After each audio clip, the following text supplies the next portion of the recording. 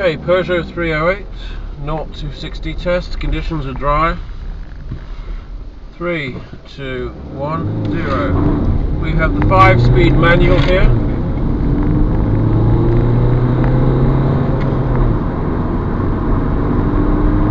Get there eventually. 60. My word. One truth about these Peugeots is that they age terribly. Once they've been around for a few miles, the whole car begins to rattle. And this one here, which is only done 20,000 miles, even though it's not at the rattling stage, it already feels like it's one of those cars that's going to break down. It doesn't have the build quality. It doesn't have that certainty you get with a well-built German car, for example.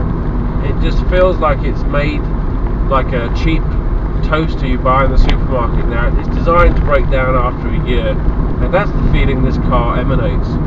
With the French cars, I think more emphasis is put on the shape and design and the appearance of the car than the actual manufacturing and engineering. Now, I'll give you an example of this. The steering on this car, even though it's quite responsive, it feels like you're steering from behind. It just doesn't feel like the steering wheels are in the right position. If you give the car a wiggle test, a short wheelbase car, it bounces and boats all over the place. It's frightening. I wouldn't want to do an emergency swerve in this car. If I did a swerve in this car, like out of a motorway lane at speed, particularly in the rain, this car's going to be skating all over the place like you wouldn't believe. It's not going to complement your intentions of steering. It's not a driver's car, and to be fair, this car's designed for nipping around a town, the back streets of a town. It's not designed for a motorway. It's not designed for main roads.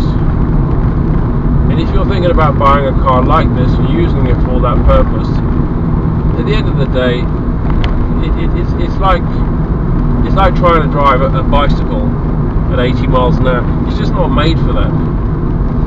It's made for commuting, and that's it. Now, the interior of the car is actually quite attractive.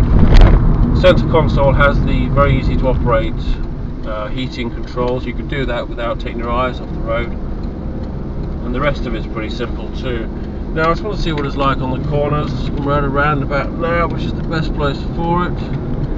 Okay, immediately I notice when I go around the corners, the front end sticks in.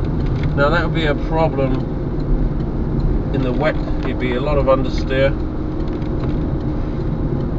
and it just seems to, when you go around the corners, it seems to push you forward. The nose seems to stick down.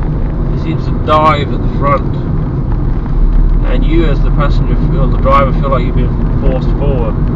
The instrument cluster is very well illuminated. I quite like that. Rear view vision's good. Side mirrors, they're too far down, they're too near the driver to look at them. You've actually got to physically move your head. You can't strain your eyes enough to be able to see what the brakes are like.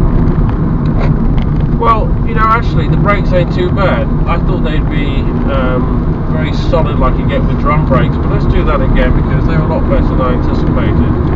3, 2, 1. To be fair, I have the ability there to apply a gradual pressure, and I didn't expect that being a French car. I wouldn't say they're fantastic. We're not in the league of an Audi, a BM or a Mercedes, but they're certainly effective, they're certainly synchronized, and I can feel all the calipers working in harmony there. But more importantly, I had the opportunity to apply the brakes at a gradual pressure without any grabbing of the discs. So the brakes on this are actually very, very good. The engine is undersized, the gearbox feels loose, and it's not a tidy car in that sense.